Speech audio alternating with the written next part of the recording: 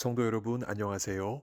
4월 30일 목요일 아침 말씀 시간입니다. 이 시간 함께 하실 하나님 말씀은 창세기 32장 22절에서 32절까지입니다. 밤에 일어나 두 아내와 두 여종과 11 아들을 인도하여 야복 나루를 건널세. 그들을 인도하여 시내를 건너가게 하며 그의 소유도 건너가게 하고, 야곱은 홀로 남았더니 어떤 사람이 날이 새도록 야곱과 씨름하다가 자기가 야곱을 이기지 못함을 보고 그가 야곱의 허벅지 관절을 치매 야곱의 허벅지 관절이 그 사람과 씨름할 때에 어긋났더라. 그가 이르되 날이 새려하니 나로 가게 하라. 야곱이 이르되 당신이 내게 축복하지 아니하면 가게 하지 아니하겠나이다. 그 사람이 그에게 이르되 내 이름이 무엇이냐? 그가 이르되 야곱이니이다. 그가 이르되 내 이름을 다시는 야곱이라 부를 것이 아니요 이스라엘이라 부를 것이니 이는 내가 하나님과 및 사람들과 겨루어 이겼음이니라. 야곱이 청하여 이르되 당신의 이름을 알려 주소서. 그 사람이 이르되 어찌하여 내 이름을 묻느냐 하고 거기서 야곱에게 축복한지라. 그러므로 야곱이 그곳 이름을 브니엘이라 하였으니 그가 이르기를 내가 하나님과 대면하여 보았으나 내 생명이 보존되었다 함이더라. 그가 브니엘을 지날 때에 해가 돋았고 그의 허벅다리로 말미암아 절었더라. 그 사람이 야곱의 허벅지 관절에 있는 둔부에 힘줄을 쳤으므로 이스라엘 사람들이 지금까지 허벅지 관절에 있는 둔부의 힘줄을 먹지 아니하더라. 아멘. 대적이 뒤에서 쫓아오고 앞에서도 진을 치고 있는 상황은 누구에게나 찾아옵니다. 하늘로 솟을 수도 없고 땅으로 꺼질 수도 없는 무능한 인생에게 살 길은 과연 어디에 있을까요? 야곱에게는 그 살 길이 하나님께 있었습니다. 분노를 가득 품고 뒤에서 쫓아오던 삼촌을 제어하시고 되돌아가게 해주셨던 하나님. 그렇게 야곱을 건져주셨던 하나님이 이제는 앞에서 진을 치고 있는 형 에서에게도 야곱을 다시 건져주시고 살 길을 열어주시는 은혜를 베풀어 주십니다. 형 에서에게 바칠 예물, 실제로는 축복이라는 의미를 담고 있습니다. 이 예물을 준비해 둔 야곱은 야복 나루터에 도착한 그날 밤에 예물을 비롯하여 두 아내와 두 여종과 11 아들을 형 에서가 진을 치고 있는 야복강 건너편으로 보냈습니다. 그러나 야곱은 정작 건너지 않고 홀로 야복 나루터에 앉아 있었습니다. 왜 야곱은 그 강을 건너지 않았을까요? 뒤쫓아오던 삼촌 라반보다 앞에서 진치고 있는 형 에서가 더 두려웠기 때문이었습니다. 약 20여 년 전 형 에서를 속여 장자권과 축복 기도를 빼앗았던 야곱은 형 에서의 살기 어린 보복이 두려워 삼촌 라반의 집으로 야반 도주했었습니다. 그랬던 야곱이 이제는 삼촌의 집에서 야반 도주하여 고향으로 가는 길에 형 에서를 숙명적으로 마주하는 기막힌 상황을 만난 것입니다. 풀리지 않는 감정의 골 때문에 형 에서가 주는 두려움은 삼촌 라반이 준 두려움과는 비교가 되지 않았을 것입니다. 그래서였을까? 야곱은 야복강을 건너지 않았습니다. 고향으로 돌아가는 일은 실상 하나님의 명령이었습니다. 내 조상의 땅, 내 족속에게로 돌아가라. 내가 너와 함께 있으리라. 이렇게 약속하신 하나님의 말씀을 품고 또 하나님의 사자들까지 만나면서 야곱은 야복강까지 왔습니다. 그러니 고향길에 만나게 될 에서가 두려웠어도 하나님이 함께 하시리라는 약속을 야곱이 불신할 리가 없었습니다. 그러나 현실이 주는 두려움이 더 컸던 탓에 야곱은 선뜻 야복강을 건너지 못했습니다. 그러자 어떤 사람이 야곱 앞에 나타났습니다. 이 사람은 누구일까? 갑작스레 나타난 이 사람은 야곱에게 익숙한 사람은 아니었습니다. 오늘 본문 28절에 의하면 그 사람은 하나님으로 묘사됩니다. 따라서 야곱 앞에 선 그 사람은 하나님이 보내신 사자였던 것입니다. 그가 야곱을 대항하여 날이 새도록 씨름했습니다. 그 사람이 야곱과 씨름한 이유는 무엇이었을까요? 야곱에게 하나님의 말씀을 믿고 야복강을 건너도록 했던 것이 아니었겠습니까?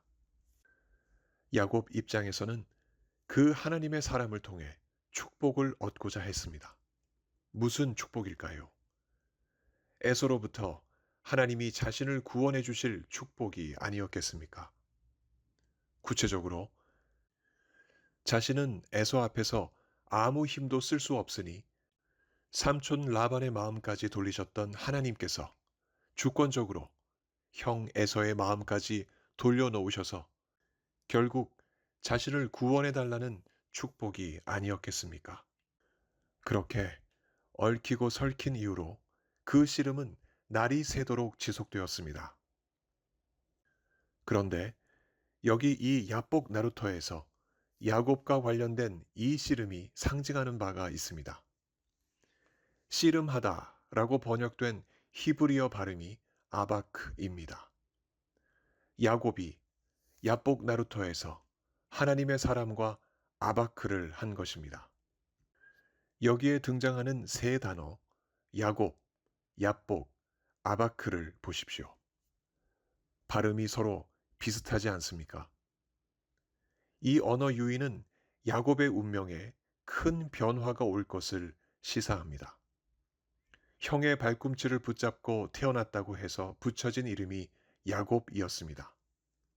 그렇게 남의 것을 붙잡고 살아왔던 그가 이제 모든 것을 쏟아내고 비운다는 의미를 가진 야복에서 하나님의 사람과 아바크, 곧 씨름을 한 것입니다. 말하자면 야곱은 그동안 남의 것을 붙잡고 살아왔던 삶을 깨끗하게 비우고 야곱이 아닌 다른 이름으로 새 인생을 살게 되는 전환점을 맞게 된 것입니다. 그 씨름은 날이 새도록 지속되었습니다. 야곱의 입장에선 그 사람이야말로 자신에게 복을 줄 사람으로 보였기에 끈질기게 그 사람을 물고 늘어졌습니다. 한편 야곱을 뿌리치지 못했던 그 사람이 결국에는 야곱의 허벅지 관절을 쳤습니다. 그럼에도 기어코 야곱은 그 이름이 주는 본성대로 그 사람을 붙잡고 놓지 않으며 이렇게 요구했습니다. 당신이 내게 축복하지 아니하면 가게 하지 아니하겠나이다.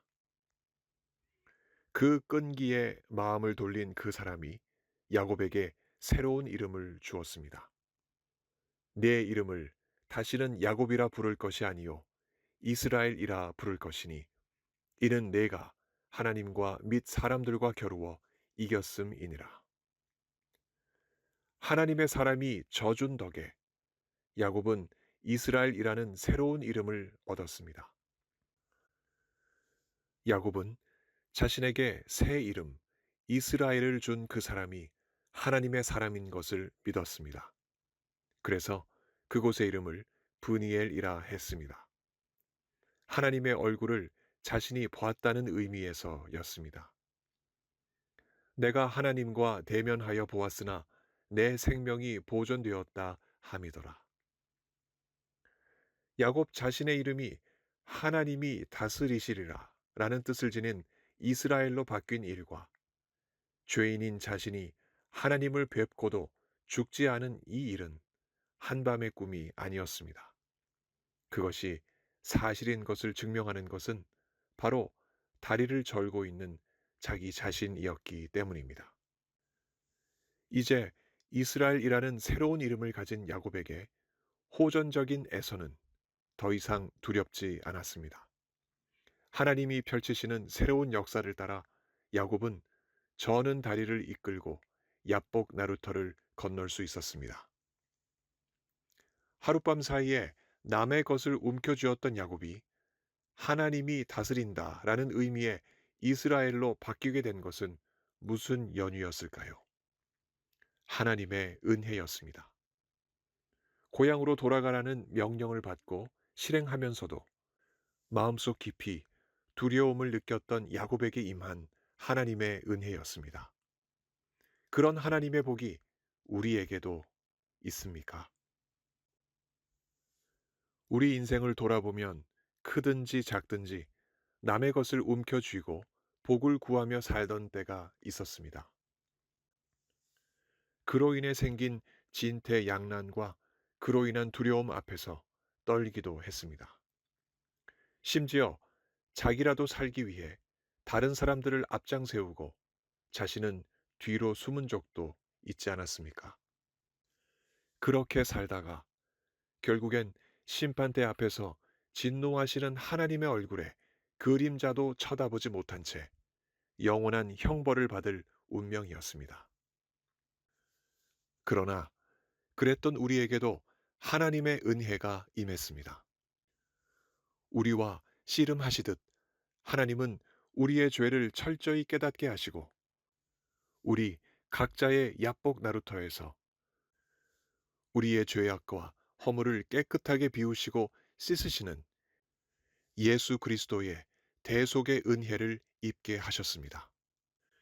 그 과정에서 하나님이 우리에게 주신 놀라운 은혜의 흔적, 곧 야곱의 어긋난 허벅지 관절과 같은 지울 수 없는 흔적에 버금가는 하나님의 은혜의 흔적이 우리에게도 있지 아니합니까?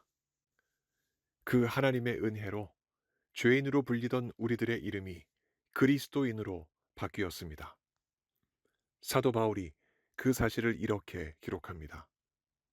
고린도후서 5장 17절입니다. 그런즉 누구든지 그리스도 안에 있으면 새로운 피조물이라 이전 것은 지나갔으니 보라 새 것이 되었도다. 예수 그리스도 안에서 새로운 피조물이 된 우리입니다. 진퇴양난을 만나도 예전처럼 두려움에 떨지 않습니다.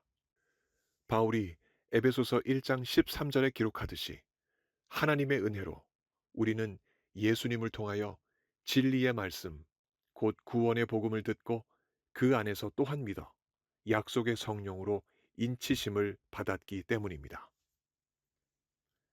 그 성령의 역사를 따라 우리는 더 이상 정욕과 탐심을 움켜쥐고 살지 않습니다. 정욕과 탐심을 손에 움켜쥐기는커녕 오히려 그것들을 십자가에 못 박습니다. 대신 우리가 움켜쥐는 것은 하나님의 말씀입니다. 그 말씀을 따라 하나님의 주권적인 섭리와 인간의 판단을 뛰어넘는 역사를 믿고 성령 안에서 사랑과 희락과 화평과 오래 참음과 자비와 양선과 충성과 온유와 절제와 같은 성령의 열매를 맺어가며 삽니다.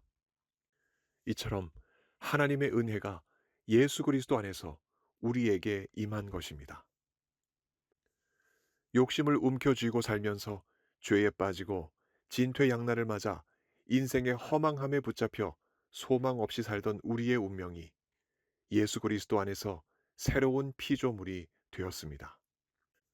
하나님이 선물로 주신 믿음으로 구원을 얻어 영원한 삶, 새 삶을 예수 그리스도 안에서 우리가 얻었습니다. 이처럼 예수님 안에서 새 삶을 우리에게 주신 하나님을 이 아침 깊이 묵상합시다. 그리고 겸손한 마음으로 감사하고 그 이름을 찬송합시다. 그리고 나서 오늘 무슨 일을 만나도 라반과 에서와 같은 대적들이 앞뒤뿐만 아니라 사방에 가득해도 흔들림 없이 하나님의 말씀을 붙잡고 그 말씀에 순종하며 앞으로 나아갑시다. 하나님이 우리를 다스리십니다. 성령께서 우리 안에 계셔서 이스라엘의 영적인 후손인 우리를 다스리시기에 우리가 바로 하나님과 대면하는 브니엘입니다. 성령께서 이 믿음을 우리에게 이 아침에도 더해 주시길 예수 그리스도 이름으로 간절히 축원합니다. 함께 기도하시겠습니다. 야곱의 이름을 이스라엘로 바꿔주신 하나님 아버지, 그 하나님의 다스리심이 우리에게도 임하여 예수 그리스도 안에서 죄를 따르던 우리가 예수 그리스도를 따르는 그리스도인이 되게 하신 것 참으로 감사드립니다. 이 믿음이 어떠한 상황을 만나도 밝히 빛나게 하여 주옵소서. 우리 속에 단단한 바위처럼 흔들림 없이 자리하게 하여 주옵소서. 이 믿음으로 오늘도 여러 가지 역경을 승리하며 살아가는 하나님의 사람들이 될 수 있도록 우리 모두를 지키시고 인도하여 주옵소서. 몸이 아프신 성도님들, 오늘도 하나님 만나 주옵소서. 그 아픔과 슬픔과 눈물을 주님께서 없애 주옵시고 하나님이 허락하신 그 믿음 꼭 붙잡게 해 주옵시며 하나님의 은혜로 고쳐 주옵소서. 오늘도 택하신 백성들과 함께 하시며 은혜 더해 주실 것을 믿사옵고 우리 주 예수 그리스도 이름으로 감사하며 기도하옵나이다. 아멘. 성도 여러분, 오늘 하루도 하나님이 우리를 다스리시는 그 은혜를 믿으시고 그 믿음으로 승리하시기 바랍니다. 감사합니다.